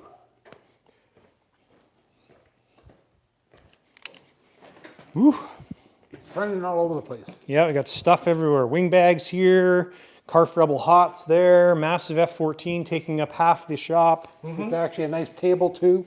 It's to work. Does work beautifully as a stand for the camera. Sorry, Dave. Okay, so now we just light our torch up. And if I had flux, I'd probably use flux, but I don't have any flux, so I'm not going to use any flux. Happy birthday, Victor. May the flux be with you. It's Victor's birthday today.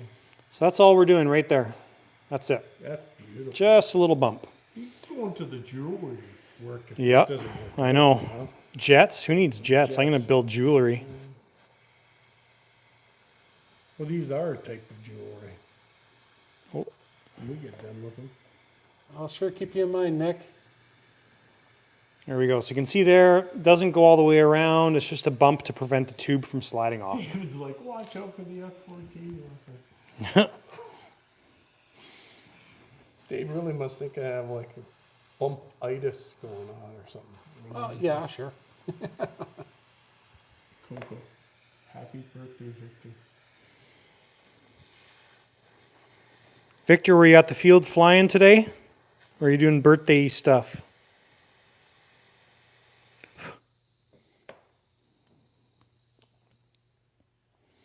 And that is what we're looking for. Is Victor You one gonna of the close-up LA shot of Jet that? guys?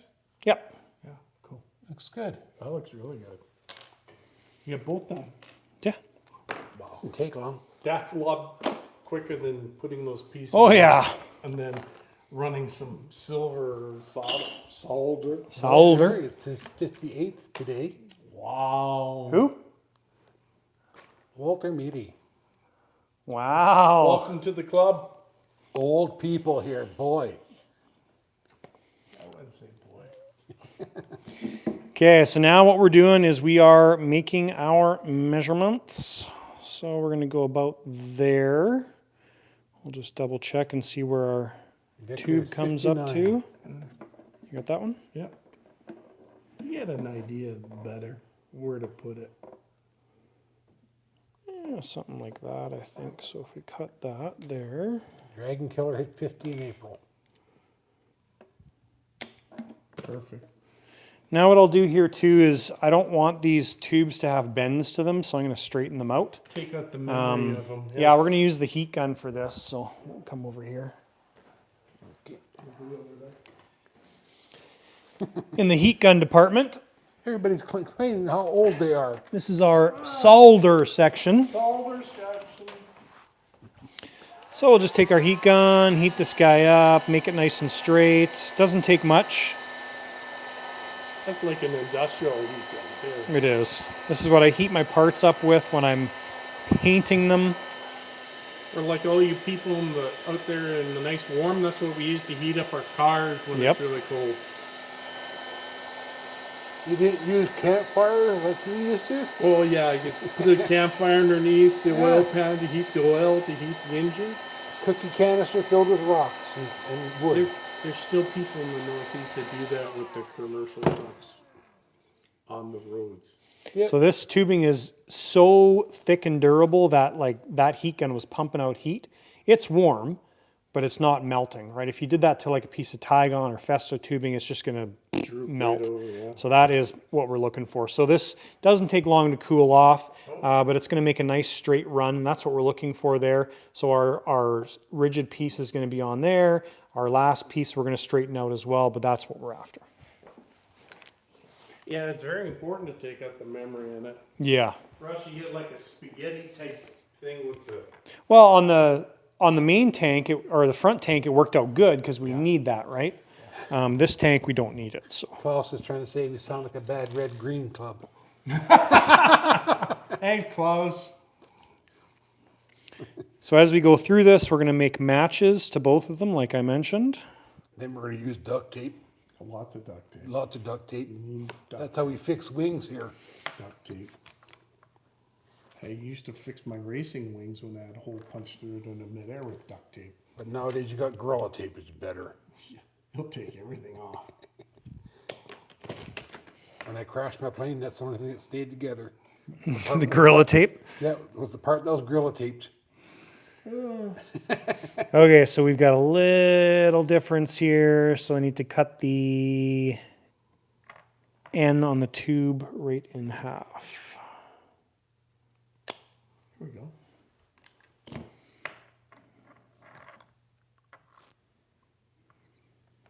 And there we go. So I'm going to straighten this guy out as well. You always make sure that it's exactly the same. Exactly the same. Yeah, it's because you're dealing with draws and also fuel load. So you could run these tanks in series. Yes. Problem is with the 400, when you get to a 3-tank setup, it would be a fair bit of restrictions. Yeah, it would. Yeah, it would.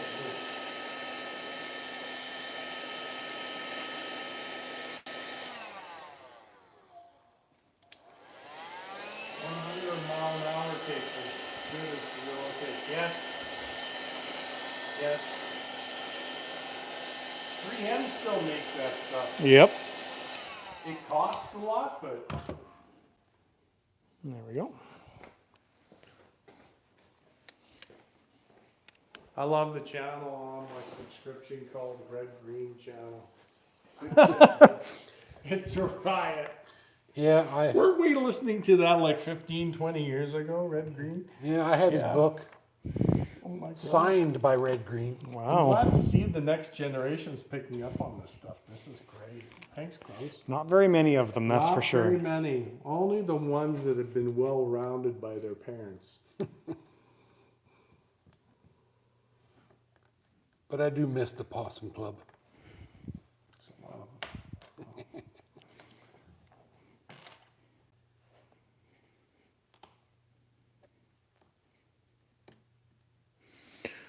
All right, now we're making our tubes identical on there.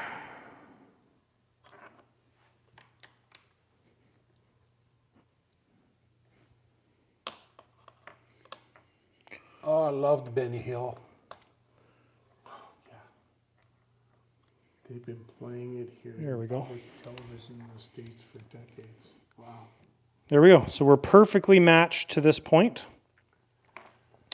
So what we need to do now is figure out our end piece. So I'm going to take this last section of tubing.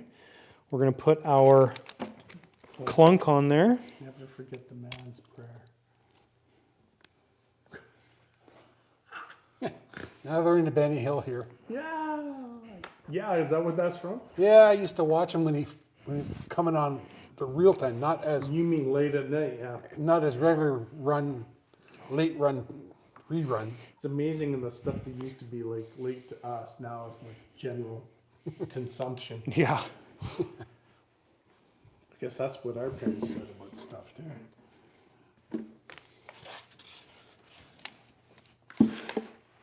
You always had the pretty girl chase. I Okay. guess your wife has got some real. Yeah, apparently she doesn't want to run the camera anymore. Yeah, the game went to overtime. She stops sometimes. Okay, You so get a phone call about the car stop. Not like last time. Nope.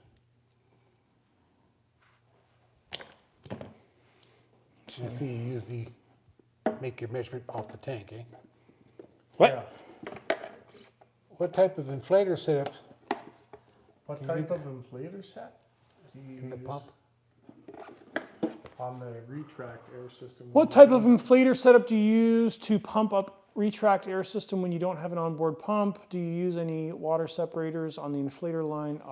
Good idea. So I've actually had, good question by the way. I've had this one pump from, it's called Canadian Tire. It's like they don't sell tires. They sell tires, but they sell everything. It's like a hardware store, I guess, kind Yeah, of, but yeah. you can get everything there. So I've had this square compressor. I'd show you, but it's in the trailer right now. And I've had that compressor since I started with turbines. So that would be like 2000. I had a hand pump initially. So I probably got it in like 2011, 2010 maybe. I've actually bought replacements to replace that compressor, and the replacements keep dying, and that compressor keeps working. So it's the same compressor for me for like 12 or 13 years, but it's just a square box, and I actually switched it out to a LiPo setup The stock battery died on it, so I just switched it out to a LiPo that I plug in and out. I do use a little air power water separator on my line that feeds the air system. So yeah, that's what I use if I don't have an onboard compressor, or we do that for the first fill of the day is what we also use it for. Good question. Okay, I got to straighten this guy out too. Walter said something there. Want to read that?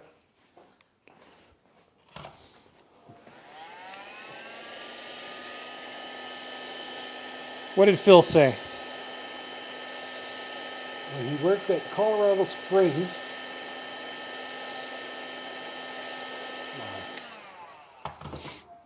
Air Force. Pushing two, clean. And how I met Benny Hill. Wow.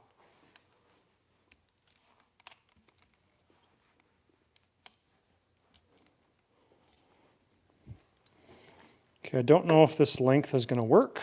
The only way to check it is to slide it in and then, Yeah, I think it's probably going to be too long, but we'll see. Always cut it. Well, sort of. well, you can also adjust it. Like, Just keep putting it on more. yep. Till you find that sweet spot where it flows, where it moves. Baby, it's gotta move. Been here and he drove fast milk carts in the West. Yeah. That's nice. What about going upside down? So we're just a little too long, and what we're looking for here is we're kind of catching on that back wall. On the corner, yeah. Right there. In the middle of it. Inverted, on we're the good. seam too. So we need to take just a little bit out.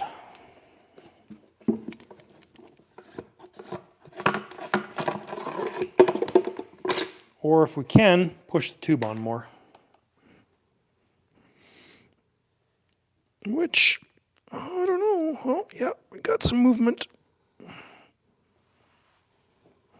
I think the biggest thing is getting caught up on that seam when it flips from side to side, up and down. There we go. When you're doing those 4-point rolls or half rolls. Inverted takeoffs. Inverted takeoffs like I've seen some people do. The owner of this plane will never do that. Coco asked No. if the tank can get bigger. If the tank can get bigger. Yeah, he wants a bigger tank. Can the tank get bigger? Wow. Can. You just don't put the throttle up this fast. Full throttle all the time. Some clunk lines grow and stretch over time inside the tanks. That's right. That's why we're using this stuff that doesn't grow. Python doesn't grow either, but Yeah, this clunk line, the Virilison clunk line, it doesn't get longer when it's exposed to fuel. same with the Tygon. Tygon. Tygon actually stretches in gas, gets bigger. I don't think it does in kerosene.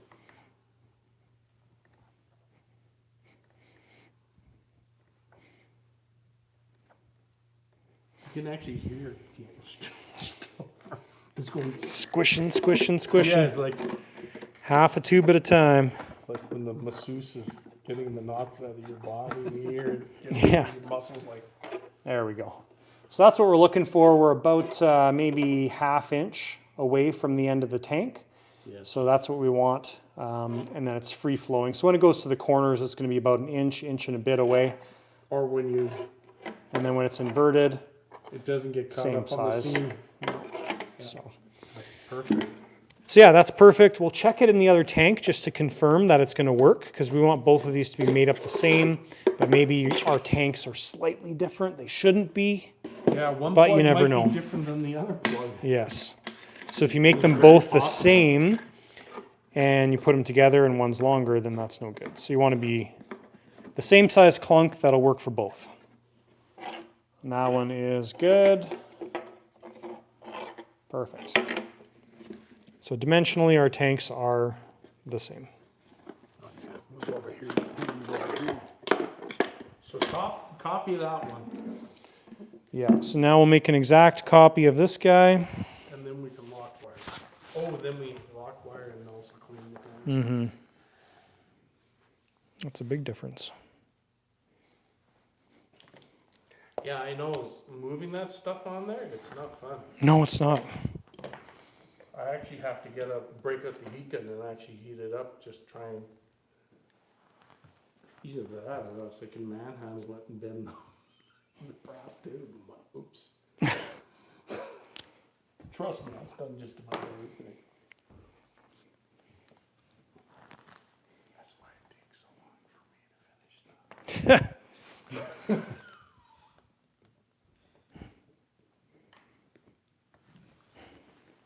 Any questions, guys? There's nothing happening out there. Oh, lots of 20 minutes left.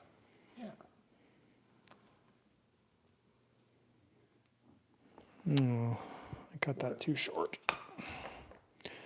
Redo. Uh-oh.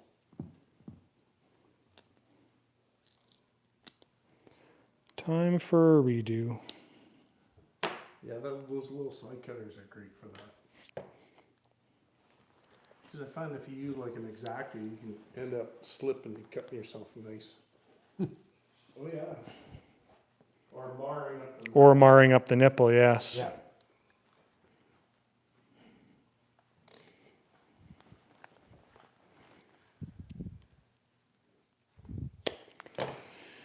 All right, try number 2.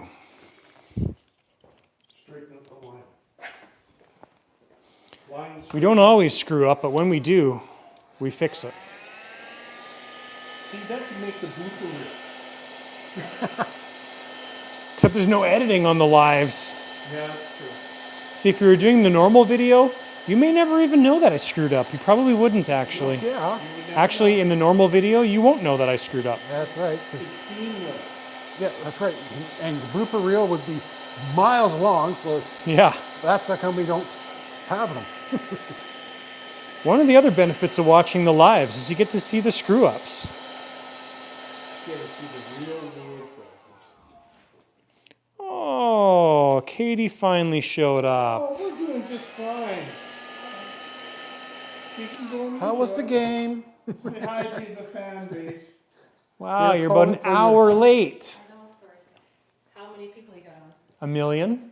70 now. It Not dropped. as many as last. It went up to 85, and then it dropped down. These people popping in, popping up. Oh, we got 41 thumbs up. Okay, going right to the S.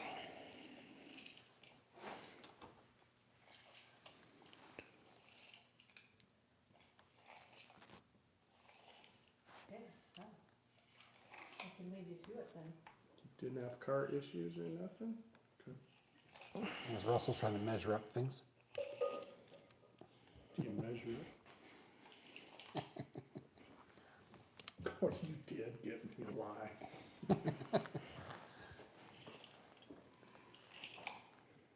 That's better.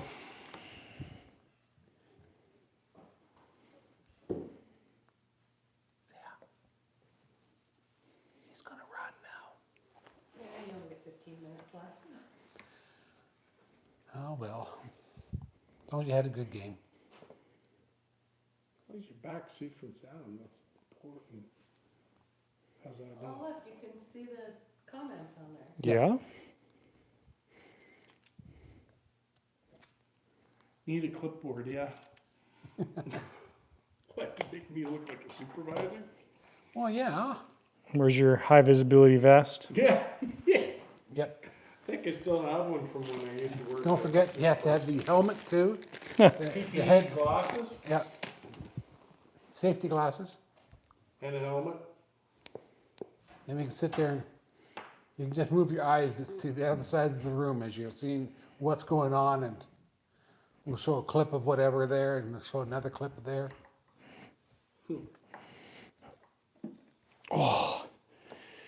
Man, these tanks are a fair bit of challenge. Beautiful.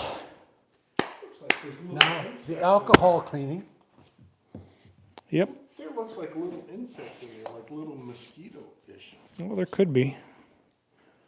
They did come all the way from Taiwan. 1, 2, 3, 4, 4 pieces of safety wire. It's a safety wire party.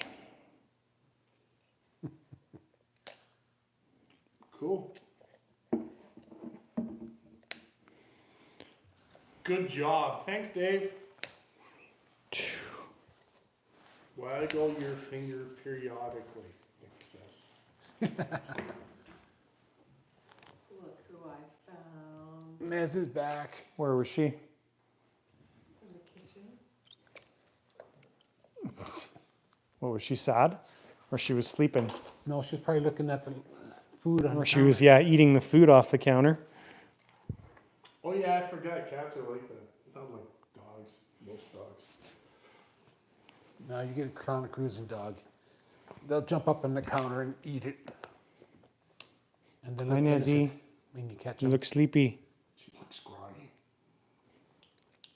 You need a little caffeine if you're gonna stay up. Well, I think she's only got like 16 hours of sleep today. Yeah. She's suffering. It's like my dogs. It's hibernation for them.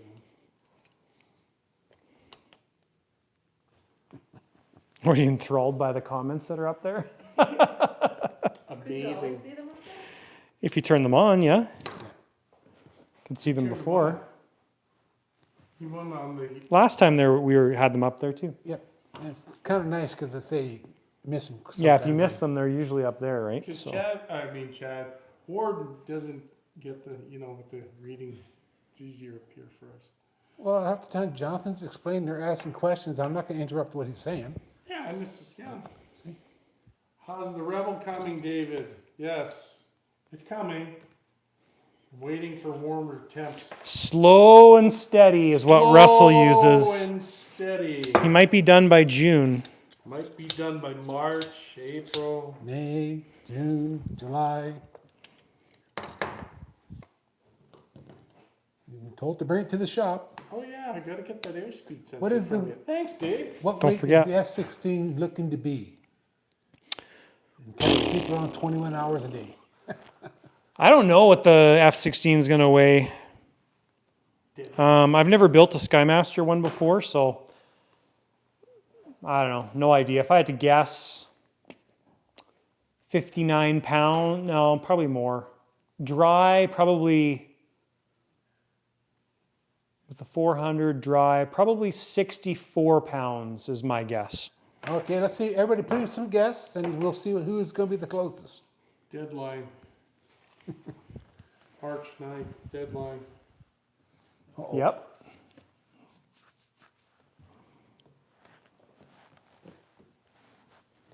You have been told.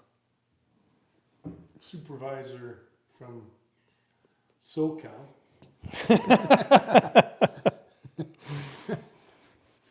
You have been told. Hi. Yes, now you're warming up. There we go. 49 likes. That's faster on situations like this. Yeah, David says she's got you thinking. That's not bad with the monster in it. Oh, Nez. No, I think it's going to be, and that's purely a guess, guys. I honestly have no idea. I don't know what it's going to weigh. I think on their website they were saying like 50 to 60 pounds. Yeah, you can't. That's never a that's- realistic number. No. The A10 we just finished, that is incredibly light. I can't remember the exact number, but I think it was 59 pounds dry with UATs full. It was crazy light. They've done a lot of good things with that kit. So kudos to Skymaster. Always improving, always making little changes. Keeping the strength up, reducing the weight. Yep. Kitty. You doing your air count? Coco says that's a good guess. He'll second that. Nice. Shall we start a pool? Well, and it's even things like, so all the planes I've seen so far that Skymaster has sent to us in the past little bit, they've been installing tank mounts as well too, which is really nice. So generally you just get the tanks, they'd be there like the A10 tanks. There's a message for you, Russell. And and you'd have to like figure out a way to mount them in place. So it'll be warm this week. Russell, get shop time in. Yeah. So Klaus, we have to call it the monster. We can't call it the demon just because of the Cortex thing. I think I'd probably get sued if I happen to call it the demon. We all know how sucky some people can be about videos and content on videos. So we'll just call it the monster. I think it's monster. That's the official name. I think those guys at Monster or Coca-Cola are a little bit more forgiving. There we go. Coke, make monster. They do. Oh, jeez. All right, clunk line number 1 is They say they should call it the Dragon. safety wired, but Jet Central already has the Dragon. Yes. It's already taken. Sorry, Dragon's been taken. Yeah, dragon name is gone. Joe, how are my tanks doing for the 16? Smoke control. Are they done yet? Now he's going to book off now. Yeah. Let me check on it. Nope, still not done. Not done yet. A behemoth? Everybody's trying to give it a new name, I You can guess. call it the whale. That implies it's fat and heavy, though. Yeah, that's not right. It's got to be something cool and big. The biggest out there monster. Could call it the Godzilla. That's trademark. That's maybe an 800. We need to call the Godzilla. Yeah, I was looking at it online and it was like 800. Yeah, if it's trademarked, maybe we'll call it the big giant lizard that attacks cities. How about the Screaming Banshee? Screaming Banshee. Yeah, Klaus.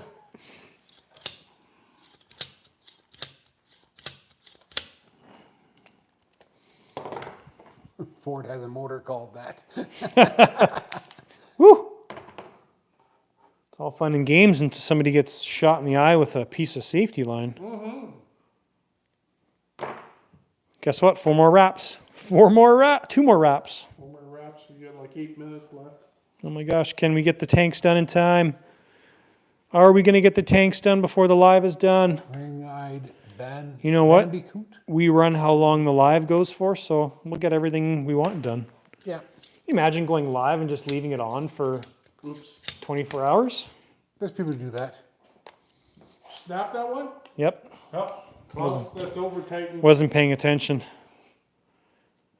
Remember Mr. Beast one Mind time? Jonathan to Mr. video. Beast, yeah, we can't have He it. counted to like 100,000 or something like that. Oh, yes, And it I saw took that a video. long time. And don't forget the video, Jonathan. Oh yeah. Thank you, Nick. I know you're always looking out for me on that one. I He appreciate. said that, remember? Oh, did he? Oh, Oh yeah. yeah. Thanks, David. I actually appreciate that. Sorry, I keep looking at the wrong direction. I appreciate that, guys, because I do Ring forget. Bandicoot.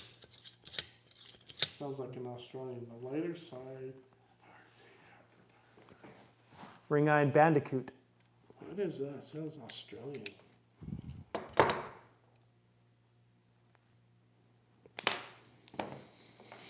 Do. All right, last one. We need one more piece.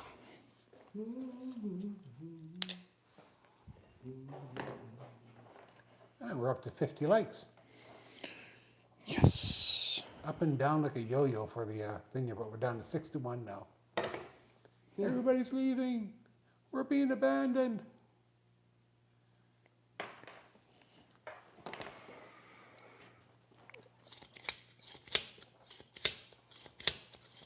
And Nick just says, nah, it's a monster. Well, that's a beautiful one.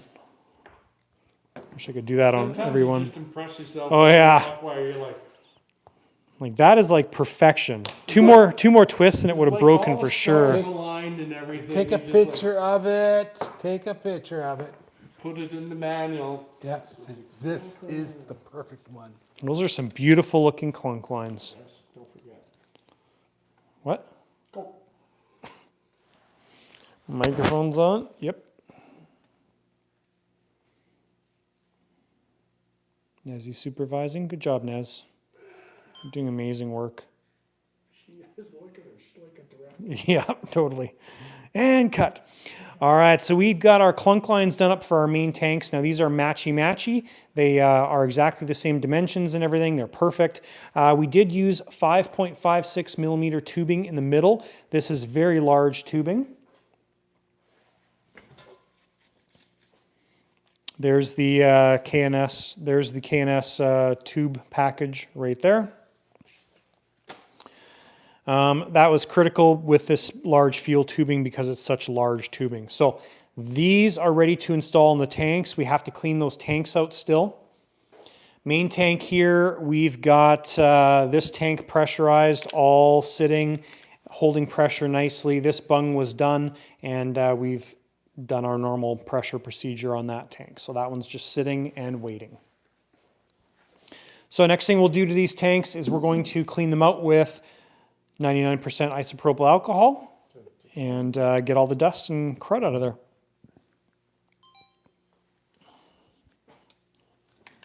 And you only poked yourself once with the lock wire. Yep, it's doing good with the CA holding it in place now. Yeah, this one's pretty grungy inside. Yeah, one of them it looks. The other one doesn't look all that bad actually. Looks like somebody else was bleeding in here. Yeah, did you see that? Yeah. I'm just like, Whoa.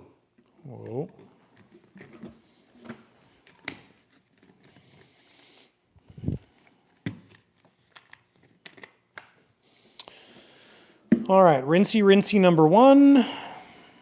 Also, grab the other one there and fill it up. Then fill it up and shake it for 'em. Get 2 done at one shot. I need another bottle. Another bottle, where's the bottle? Back on the rack, the silver racks around the back. Get back here.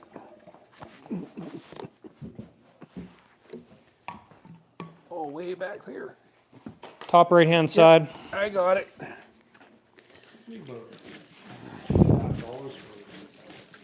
great show. There we go. Hemoglobin never hurt anyone. Nice. Come on. There you go. Just stick that big finger in there. I just don't want. There you go. Pour the alcohol in there. Just about a third of it. Just pour it in there, and get in there. Not on the, not everywhere else, but in. Pouring where you such that. You pour like I do camera work. Yeah.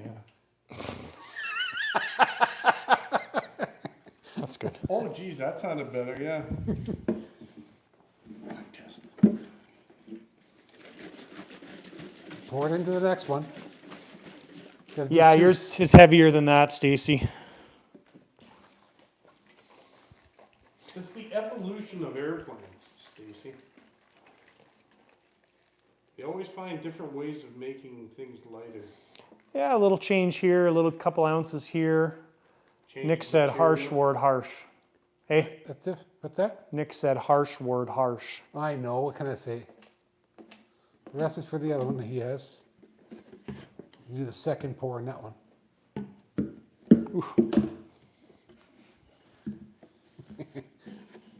Yeah, I have to get my shots in every now and then.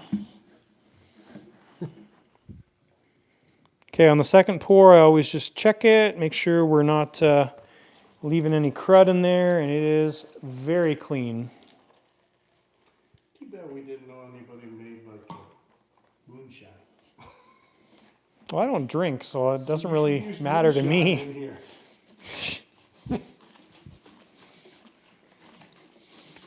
Yeah, but it's when the steels blow that you don't want it around. You can pour it in your car. Tank test. Let's crash test. Get past. Blooper reel.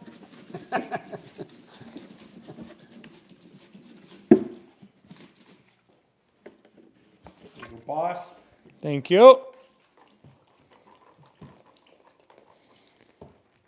Couple liters of alcohol in that garbage. Perfect. Nobody light a match. These interns are hard to control, eh? Yeah, no kidding. Thanks, Nick. All right, and there we go. We got tanks ready for bung installation, and I think we are bang on 2 hours. So that wraps up our live for January 20th, 2024. Man, we got lots of cool stuff coming. The schedule, guys, is so busy for the next couple months. It is so cool. Thank you so much for your support. Thank you for watching the videos. Thank you for tuning into these lives too. It's actually fun. It's a different dynamic than recording stuff and making videos. It's totally unique for me. It's kind of cool. So lots of fun stuff. We're going to be working on the F16 for the next 2 weeks. So probably by the next live, we're probably going to be done the F16, and maybe starting on the 14, we may be picking up the Super Bandit. I know we've got some other projects in the queue. It's crazy. So anyways, guys, thanks for watching, and we'll see you in 2 weeks. Good night, Coco, Claus. Good night, everybody. Have a good night, Good night. and we'll see you later.